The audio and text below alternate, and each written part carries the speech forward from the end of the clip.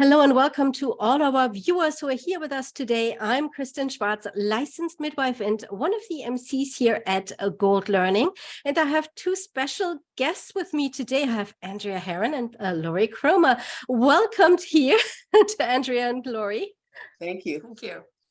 It's wonderful to have you here at Gold. And Andrea, of course, you have been, both of you have been here with us before at Gold. You are presenters for our GOLD Lactation Online Conference of 2023. And we talk about that just a little bit.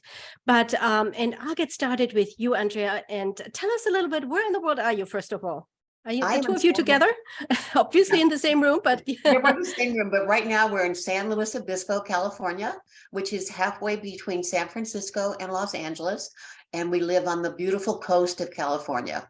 Beautiful. Thank you for letting us know. Dry weather today. It's been raining like crazy. The biggest rain we've had in years. Oh my goodness. Out of a drought. And so we're very happy. We can actually shower longer without feeling guilty. Good. That's wonderful. Well, thanks for sharing that. And now let's also talk, of course, here about your background, Andrea. For people in the lactation world, many of you know you already, but please share a little bit your professional background, and then Lori as well after that.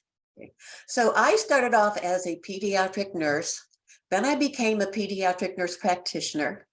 Then I went back to graduate school, and I had the fortune of taking a 2-unit course in human lactation from Dr. Jelliff, who was an international, world-known breastfeeding consultant, educator. And I realized that everything I had learned as a nurse practitioner was wrong. And I felt I owed it to mothers to become a lactation consultant and work as a nurse practitioner / consultant and give correct information.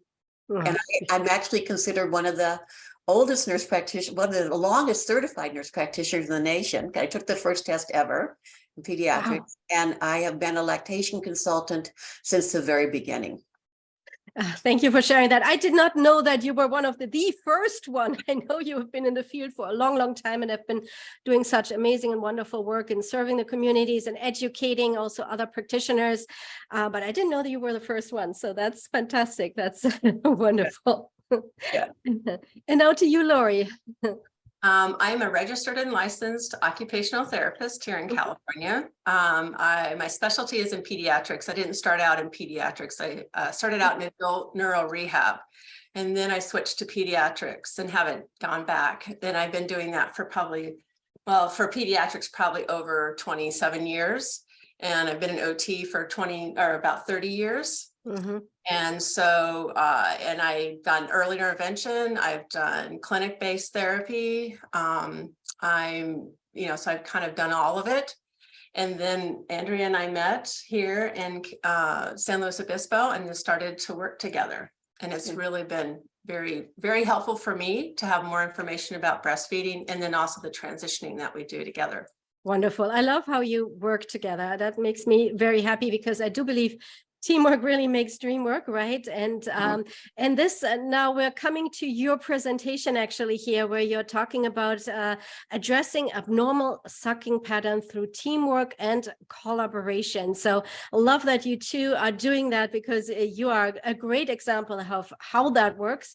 And so tell us, first of all, a little bit of your day-to-day, how you work together, and then a bit about the presentation, what you're hoping our viewers will take away with. I'll start this time with you, Lori, and then we'll hop over to Andrea. Well, how we work is that Andrea has an office here in town, practice that she's had here for a very long time, and I come to her practice. And so what I've done is I've worked kind of 3/4 time in a job, and so we've carved out a couple of half days or a day that I come here and I see the kids here at the office. So sometimes we see kids together, sometimes we'll see them apart and then come back, but it allows us to do a combination of a lot of different ways of providing services. Beautiful. Yeah.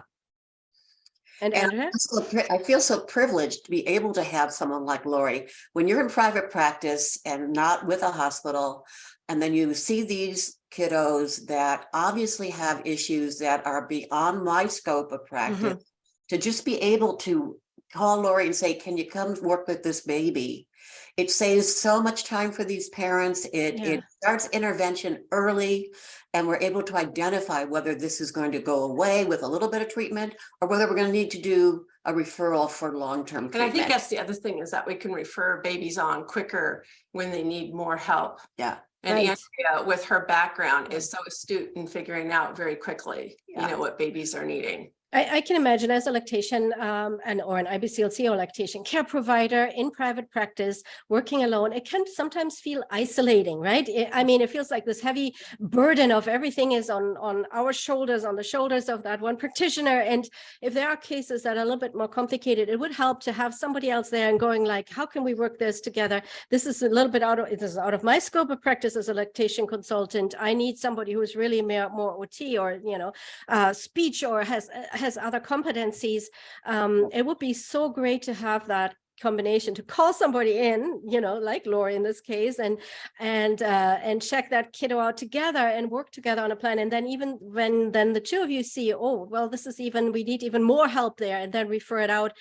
And you can bounce cases off each other, you could talk to each other. I think it really must be like an enriching environment for the two of you working together. And the parents feel so protected and so cared when they see they're struggling, and then they see us are working as a team, and we're empathizing with what they're going through, and we have some solutions, or we have to let them know that there's going to be a long-term solution they're going to get help.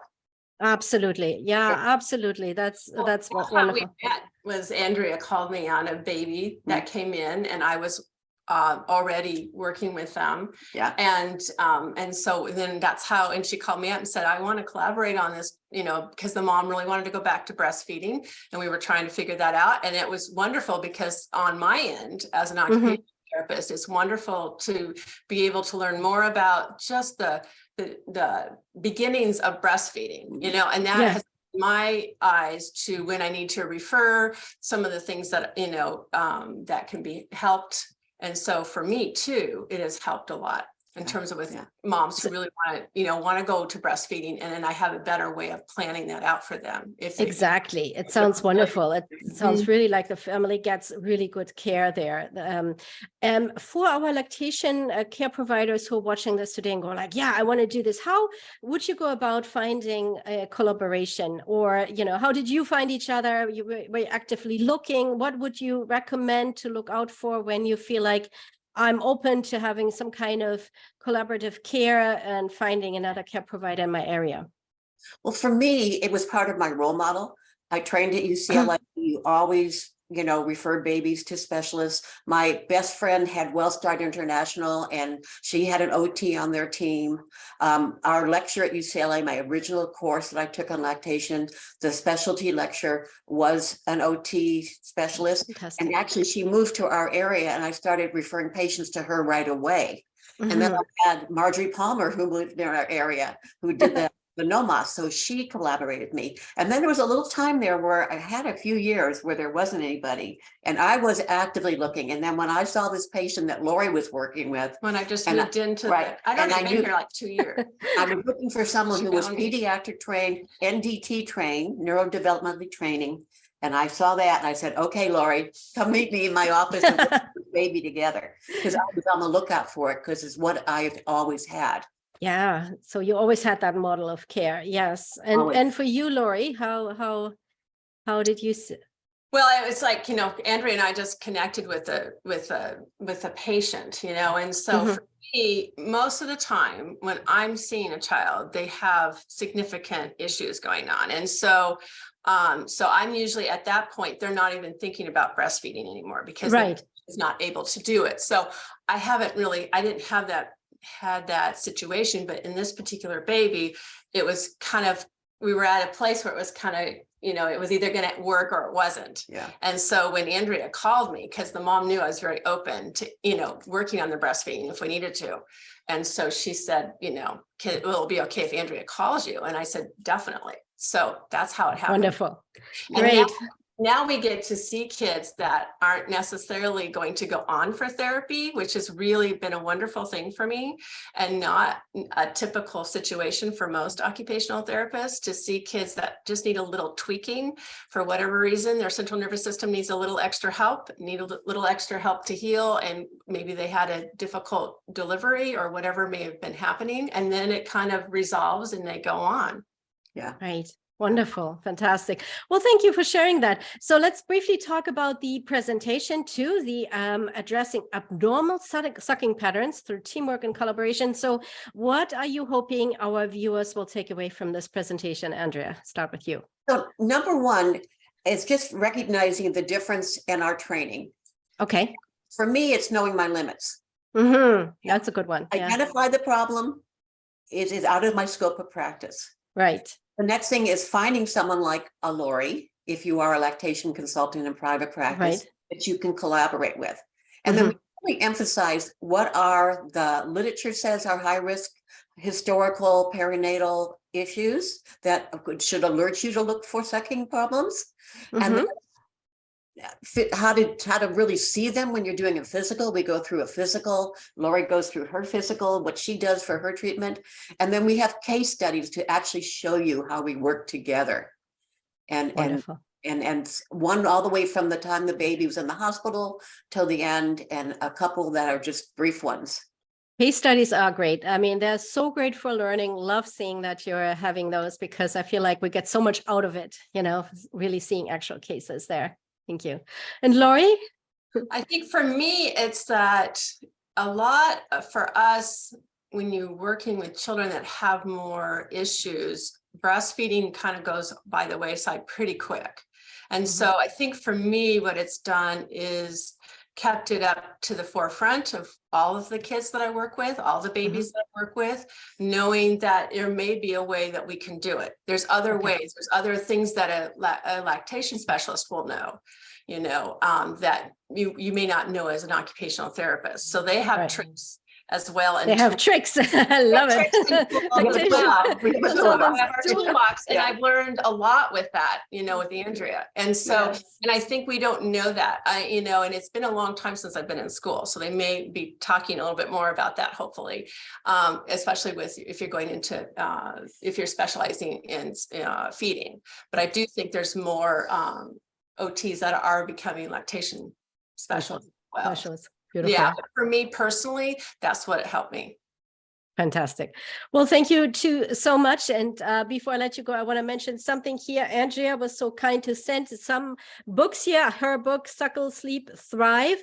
And we're giving away, and this is for our viewers now, we're giving away copies of this book that Andrea provided to us during our lactation conference. That's another incentive here for anybody viewing who now really found this so interesting that they said, yes, we have to come and attend this conference.